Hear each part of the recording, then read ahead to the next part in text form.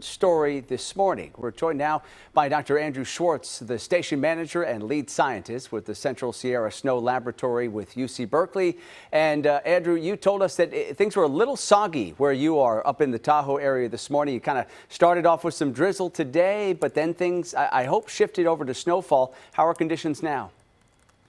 Currently, we still have plenty of that rain, actually, to be honest. We haven't quite cooled down enough to get back to the snow.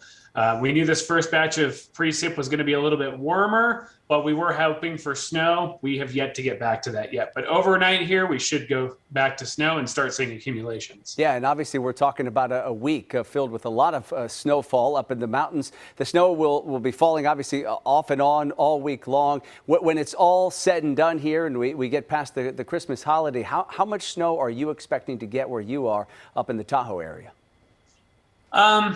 There's still a little bit of unknowns with a storm, but right now we're looking at potentially another 60 to 80 inches through Christmas Day. That would effectively put us in the top 3 snowiest Christmas weeks of all time. The other 2 being in 1982 and 1979. So the potential is there for some big snow. We'll just have to see how it turns out and whether or not it ends up being a record big snow, though. Yeah, that certainly is the question. How surprised are you that we're bouncing back in such a big way here? I mean, obviously we had that atmospheric river back in October, but then a dry November. Are you kind of taken aback a little bit about what we're seeing unfold in terms of the snowfall? Yeah, to be honest, a little bit. We always try to make sure that our predictions are accurate with things like La Nina, but there's so much variability from year to year with these types of events that they're kind of hard to predict. So these large events have really been kind of a nice unexpected surprise, and it looks like they may continue for a little bit longer. All right, so what does this mean big picture in terms of the drought situation here in California? You talk about us being above average in terms of snowfall here, and we have, of course, some more snowstorms that are coming for the Sierra. What does this mean ultimately for our water supply long term here in California? Well, we still have a long way to go. We have accrued about 36% of our total seasonal snowpack. So that'll be snow across the entire winter season.